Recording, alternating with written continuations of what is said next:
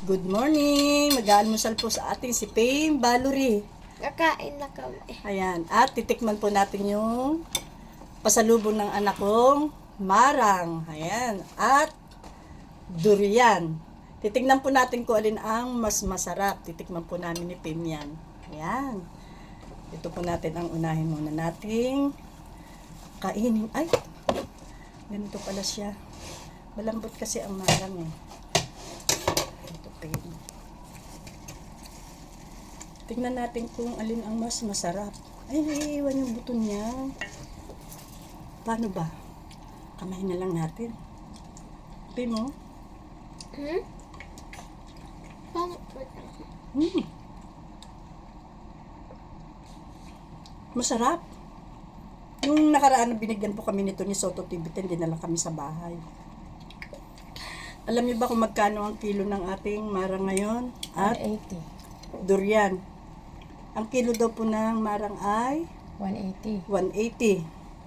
Tapos ang ating durian ay 300. 300. Bali 2 kilo daw po mahigit ito. Kaya nasa 600. Pen, tikman mo yung marang natin. Pen, masarap to. Oh, tikman mo. Tikman mo. Kutsarahin mo.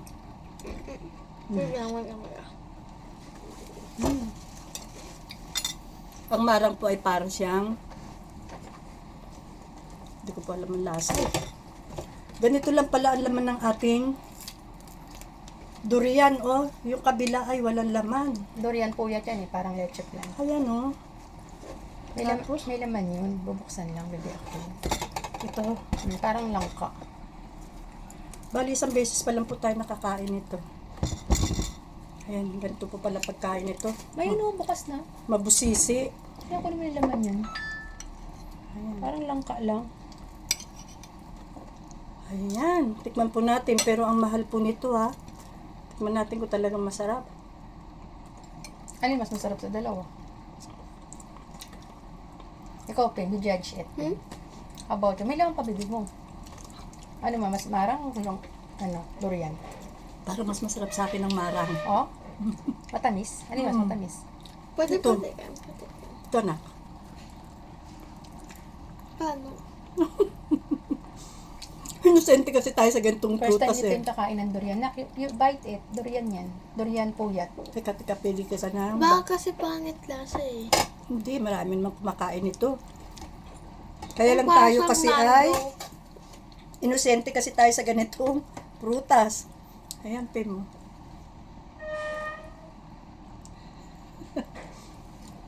How was it? How about the marang, nak? Nak, marang, tikman mo yung marang. Grabe ka makasuka. Nak, tikman mo yung marang. Ito, marang. Ito. Nak, Ito, mag-tissue ka na. marang. Nak, tikman mo yung marang. Ito yung marang. Apo ko na ito. Inosente po sa ganitong pagkain eh. Ano lasa? Mas masarap to. Yun. Oh. Mas masarap marang. Mas masarap po. Mas gusto ko po yung marang kasi ang lasa po niya, parang ordinaryong prutas lang na lasang, wala po siyang lasa. Hindi kamukha nitong durian, palibasa, madalang natin makain. Parang anong lasa niya?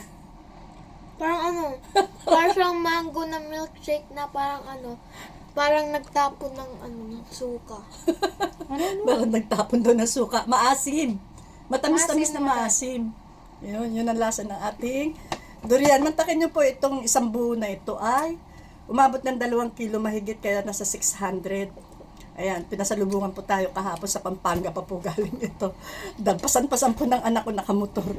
Ayan po ang lasa. Pero para sa akin ay mas gusto ko ang marang. Kasi po ang marang hindi siya nakakasunog ang lasa. Siguro hindi lang po tayo sanay sa durian. Kaya ganun naman panlasa namin ng apo ko.